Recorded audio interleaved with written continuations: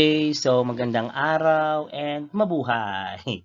Welcome to our science class. Okay, so kumusta na mga grade 6? So sana maayos pa rin tayong lahat, okay, and safe. So this will be our last lesson for the fourth quarter. So ang topic natin ay galing ulit sa most essential learning competency, which is to compare the planets in the solar system. Okay. So, ano nga ba ang tinatawag nating solar system?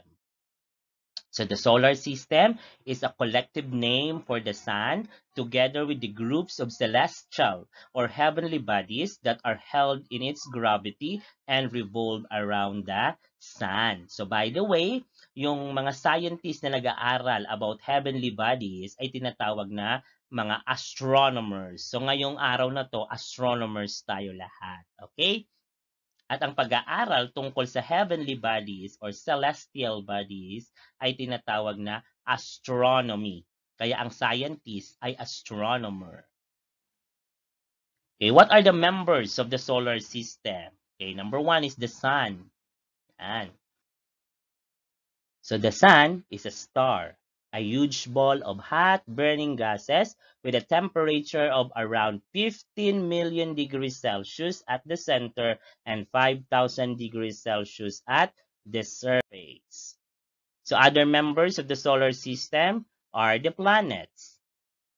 So our solar system is made up of 8 major planets. So the planets are classified into two. So the terrestrial and the Jovian or the gaseous planets. So there are 4 terrestrial planets, namely Mercury, Venus, Earth, and Mars. And the 4 Jovian or gaseous planets, which are the Jupiter, Saturn, Uranus, and Neptune. So other members of the solar system are comets, meteoroids, asteroids, and dwarf planets. So today we're going to study about the characteristics of inner planets. So unahin muna natin yung mga inner planets or tinatawag nating terrestrial planets. So why they are called terrestrial planets? It's because binubuo sila ng lupa at mga bato. Okay, they are also called rocky planets. So ano ba ang mga inner planets or terrestrial planets or rocky planets? So first, we have, of course, kailangan nating sumakay sa spaceship at saka magsuot tayo ng space suit. So para makatagal tayo sa outer space, di ba? Okay, so Mercury. Okay. So Mercury is the nearest planet to the sun. It is very hot during the day with 426 degrees Celsius and a very cold temperature at night with negative 170 degrees Celsius. So pag araw sa Mercury, masusunog ka. So pag gabi naman, so manginginig ka sa sobrang lamig. So the surface of Mercury has many craters because it has no atmosphere. So wala siyang atmosphere na kayang sunugin o harangin ang mga heavenly bodies like asteroids and meteoroids na pumapasok sa or bumabagsak sa planeta. Okay, so Mercury has no moon. Rotation is 58 days, 15 hours, and 30 minutes. Revolution, 88 days. So the fastest planet. So siya ang pinakamabilis na planeta in terms of revolution. Kasi maliit lang ang orbit niya. Okay, so pag sinabi nating revolution, it's the movement of the planet around the sun. Next is Venus. So Venus is the second planet from the sun. Okay, aside from the sun, Venus is the brightest object in the sky, commonly referred to as the morning and evening star. So bakit siya tinawag na morning and evening star? Kasi siya ang una nating makikita sa umaga bago sumikat ang araw and sa gabi pagkatapos lumubog ang araw. Kaya nga tinawag siyang morning star kasi nakikita siya sa east, and evening star na makikita siya sa west. So known as the twin planet of the Earth. So kasi halos magkaparehas sila ng size ng planet Earth. So Venus is known as the hottest planet. So, hindi Mercury ang pinakamainit kahit na ang Mercury ang pinakamalapit. Why? Because of its very thick atmosphere made up of carbon dioxide. Yun yung dahilan kung bakit ang Venus ang pinakamainit na planeta at dahil sa kanyang atmosphere na puro halos carbon dioxide. So, the layer of carbon dioxide traps heat and results to greenhouse effect. So, kasi dahil sa sobrang kapal ng carbon dioxide sa paligid ng Venus, so ang init sa loob ng planeta ay hindi nakakalabas. Kaya sobrang init, natatrap ang init sa loob ng planeta. So sending temperature of 482 degrees Celsius. So imagine nyo kung gaano kainit niyan kahit bakal natutunaw. So the clouds of Venus are mostly sulfuric acid, which gives Venus a yellow-white color. All the rains in Venus are acid rain. So actually walang ulan sa Venus kasi bago pa lang uulan pa lang, papatak pa lang, nag-evaporate na because of the very high temperature. Kung may ulan man, acid rain ang ulan sa Venus. So the surface of Venus has faults and volcanoes like the Earth. So marami ding fault and volcanoes sa Earth, ganun din sa Venus. Venus is the Earth's closest neighbor. Yan ang pinakamalapit na planeta sa atin. It was the first planet to be studied in 1962. Venus has no moon and the gravity is as strong as the Earth. Kaya nga natawag din siyang twin planet of the Earth maliban sa halos magkaparehas ang size, so ganun din ang gravity. So rotation is 243 days, while revolution is 225 days. So kung napapansin natin, rotation of Venus is longer than its revolution.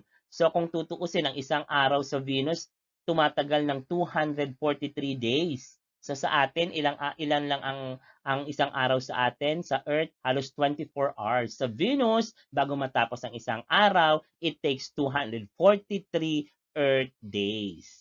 So while revolution ay 225 days. So ganun ang kakaiba sa Venus. Mas mahaba ang kanyang rotation kaysa sa kanyang revolution. So Venus rotation is very slow that it only rotates nearly 2 times in 1 year. Next is the Earth, the living planet. So Earth is the third planet from the Sun. It is the only living planet where life exists. So wala pa pong nag-discover or natuklasang planeta na may buhay maliban sa planetang Earth. The average surface temperature here is about 14 degrees Celsius. So the Earth is rich in liquid water that supports life. So yan ang isang dahilan kung bakit mayroong buhay sa Earth because of the presence of liquid water. It has atmosphere that supports and protects life. So meron din tayong atmosphere na kailangan ng living things para makasurvive like oxygen and nitrogen. Okay, meron din tayong atmosphere na kumbaga sumasalang o nagiging pananggalang natin laban sa mga meteors or meteoroids na pumapasok sa ating planeta. Kasi bago pa sila makapasok at makapinsala sa Earth, so nasusunog na sila because of friction between the atmosphere and the object.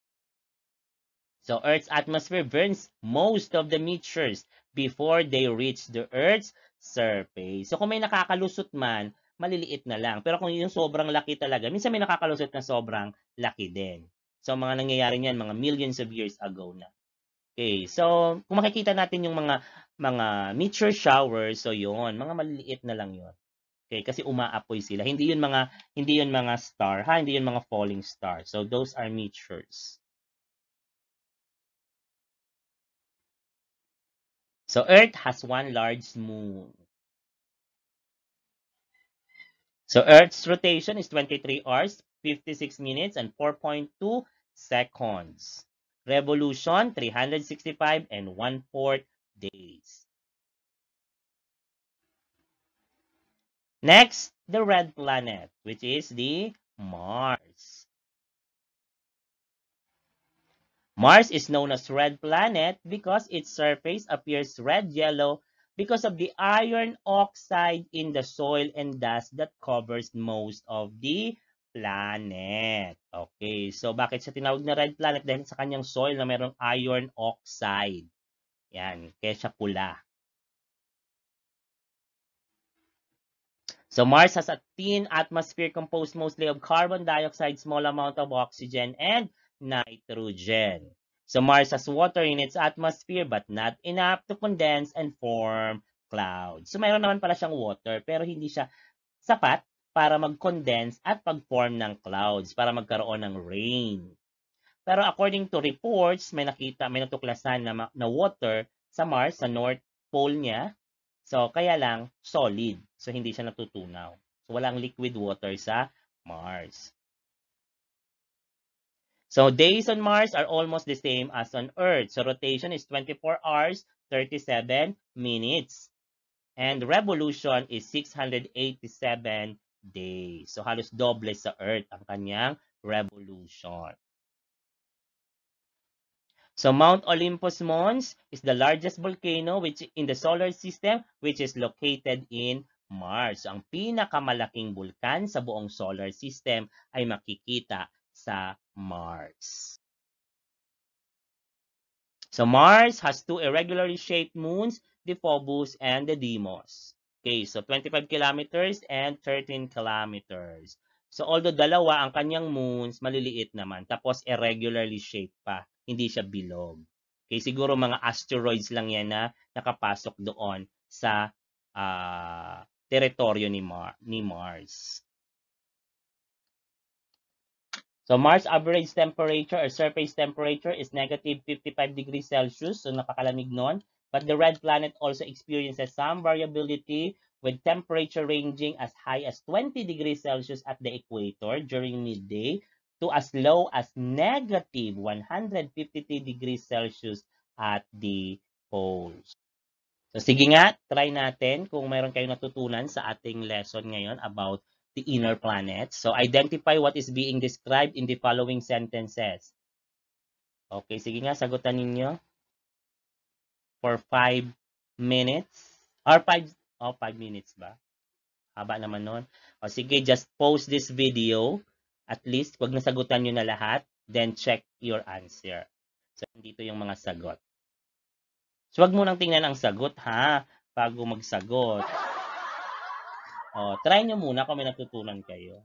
Okay, tapos check nyo dyan sa Kito corrections. Okay? So, in the next video, we will learn the next 4 outer planets or gaseous planets or Jovian planets. Okay? So, bye-bye!